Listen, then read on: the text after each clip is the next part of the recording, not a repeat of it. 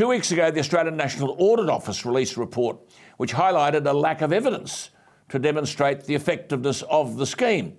Labor say the former coalition government spent more than $170 million on the privatised cashless debit card, and that money could have been spent on services that locals need.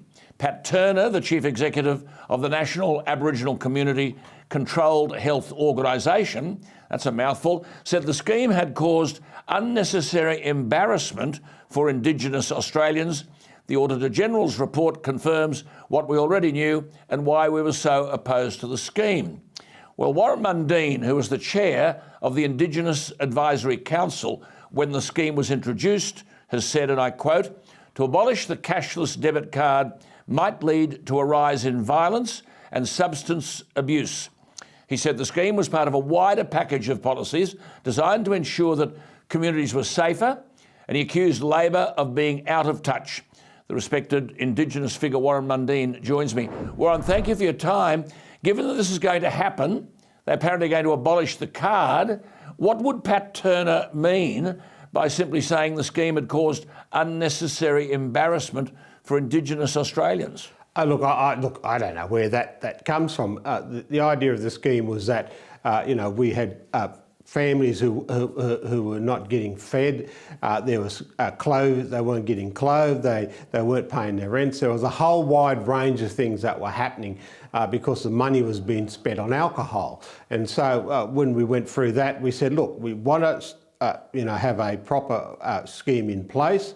And through those negotiations, we come up with 80% of that money has to be set aside so they buy food, groceries, they buy school books and clothing and pay their rent and do all those normal things that most families do. And then they've got 20% they can receive in cash, which they can spend on other things. So, I just find this quite strange. The other thing we made was to be non-discriminatory. So it was a geographic area like Ceduna, where everyone who was on welfare received the 80%. Yes, you weren't attacking Indigenous communities. No, it wasn't targeting it specifically at Indigenous communities. It was about how do we stop this expenditure on drugs and alcohol and that. And that we get the focus back on the families where they can get the groceries done and all those type of things. So are you concerned that the scrapping of the card will now allow alcohol back into communities? I mean, you have said, I find it really frustrating when you're trying to make communities safe, encourage businesses to go into communities and deal with real problems for women and kids. You said, I just hope to God this is not a political move and they actually have some serious plans. Have they? Well, that's the $64 question. You look at some of these communities, especially in the Northern Territory now, where the Labor government up there has said they're going to allow alcohol back into communities. So you've got this perfect storm. You've got alcohol that's going to be allowed back into communities. You've got people now who will be off the cashless debit card, which means they can spend 100% of their money on alcohol. You're going to end up with this perfect storm of social dysfunctionality within these communities, and we've seen this over 50 years of evidence of when these things do happen. So violence could rise.